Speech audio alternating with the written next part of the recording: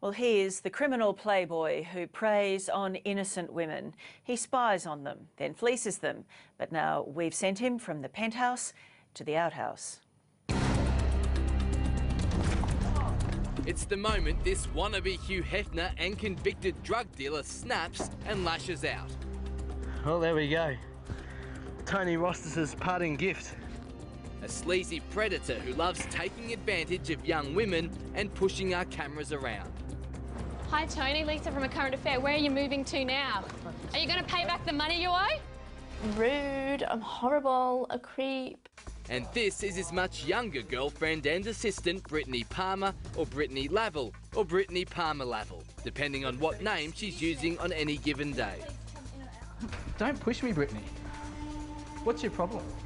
Why are you guys illegally letting? Brittany Palmer is a compulsive liar who helps Tony Rostis fleece people of thousands of dollars, leaving their victims abandoned in the street.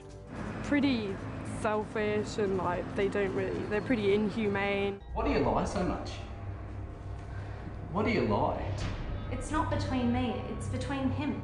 For the last year, this con man has been living the high life in this luxury penthouse. He sublet rooms to young women without the permission of his landlord, and then wired up a network of cameras to keep an eye on the girls. He calls us his Playboy bunnies. But now the conniving fraudster's antics have been caught on camera for the world to see, as his young flatmates speak out about his bullying, intimidation, and his spending of their money on flashy restaurants, internet dating, and illegal drugs. I know that Tony did take drugs and he had people who provided him with drugs. Can you tell us what you're doing with the rent money, Tony? $20,000? What about Rebecca's money that you didn't pay her, Tony? Finally, Tony Rostis's fairy tale is ending with no happy ending for him. We can now reveal the truth about who he really is, how he's rorted the system to live in this penthouse for free, all the while earning a living by re-renting bedrooms he shouldn't be. Now he's being evicted, trading this $1 million view for this one. Tony, how's your Playboy lifestyle going? You got him from the penthouse to the outhouse, haven't you, mate? I think his life had just gone too far and didn't really think that anyone would catch on to what he was doing, and we did. So who is this deluded predator? Well, his full name is Anthony David Rostis, but he also goes by aliases Eric Barry Ryan, David Thomas Parker, Peter Collins, and Anthony Ross. Who are you today, Tony? What's your real name? Peter Collins? He has a checkered past, including jail time for drug matters. When using the name Eric Barry Ryan, he pleaded guilty to aggravated possession of cannabis and possession of equipment for producing cannabis. The judge rejected his claims the 114 plants were for his personal use and sentenced him to 18 months behind bars, suspended after 3. And when using the name David Thomas Parker, he was also found guilty of presenting valueless cheques. I don't think he had the money that he made out that he actually had. Rebecca Ashworth was hired by Tony Rostis as a cleaner, but he didn't pay her. And told me that the reason he hadn't paid me is because I ruined a towel and some t-shirts. She says Brittany Palmer and Tony Rostis both lied to her through texts and emails. After demanding her money, Tony told her he'd report her to the police for importing steroids.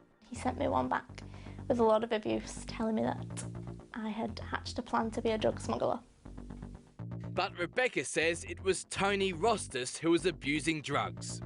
Like one day he texted me asking me to come in, and I came in and he was in bed in the dark, hiding under his covers, saying that he was ill.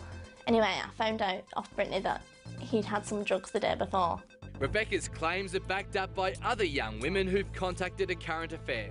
They say Tony Rostis illegally pocketed their rent money while Brittany Palmer covered for him, and that it was common knowledge he did drugs.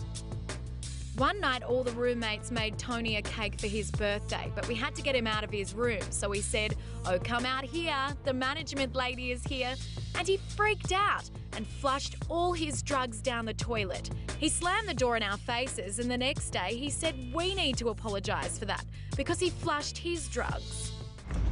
Tony, Tim from A Current Affair. Yeah, sure. We'd like to ask you some questions about this little penthouse mansion you're running.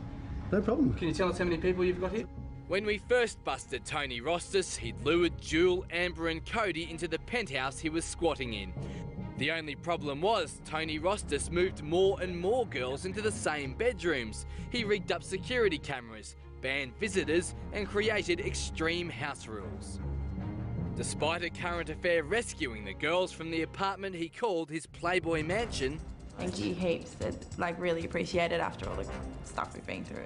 Tony Rostis still tried to pursue them for money even after they'd left, a tactic that ultimately failed. I don't think he'll stop until he does some time or gets hit hard. Stephen Jarvis and his friend are two men who also rented a room in the penthouse. While they say they were in the minority, Tony Rostis and Brittany Palmer's deceitful behaviour isn't limited to young women.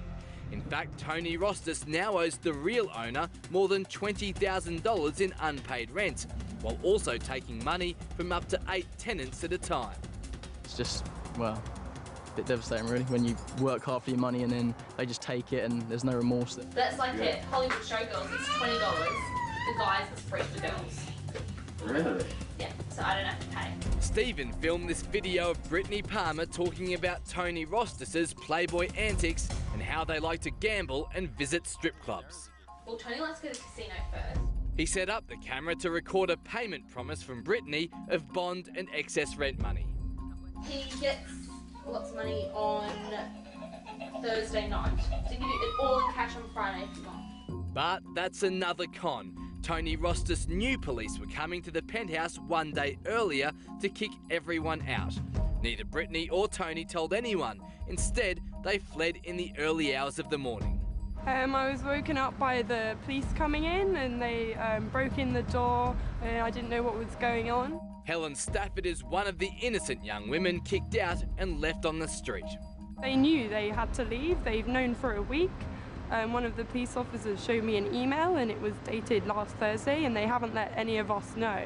Tony Rostis fled to another house co-owned by Brittany Palmer and her husband Alistair Lavelle. But that marriage is now over and the camera-shy stars of this story are now together. It was bizarre because he's old enough to be a dad. It was weird. Despite their intimate personal relationship, in court, Tony Rostis claims Brittany Palmer is just his bookkeeper. I'm not doing anything wrong, guys. But why are you helping Tony? I'm not. You are. You were there last time taking rent from him. And now you're running away. Intent on avoiding the truth, Brittany Palmer calls police claiming we assaulted her. Brittany, we never touched you. Yeah, Tim grabbed my boobs. Oh. In fact, the only assault that occurred during the filming of this story was outside court when we questioned Tony Rostis. Pushing me over, Tony Rostis drenches me in water, desperate to keep his face off TV. Hi, Tony. Do you have a towel I could borrow, mate? And neither he or Brittany Palmer will now answer their door. Tony, Brittany, how come you never told anyone the police were coming and they had to move out?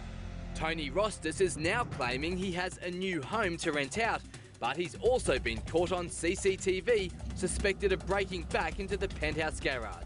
And he's also on Facebook with Brittany, running a key duplication service. The penthouse's real owner, meanwhile, is pursuing the conman for the unpaid rent. But a court has heard the fraudster is also behind in child maintenance payments to his kids. None of this surprises his victims. If he doesn't like you, you'll know about it.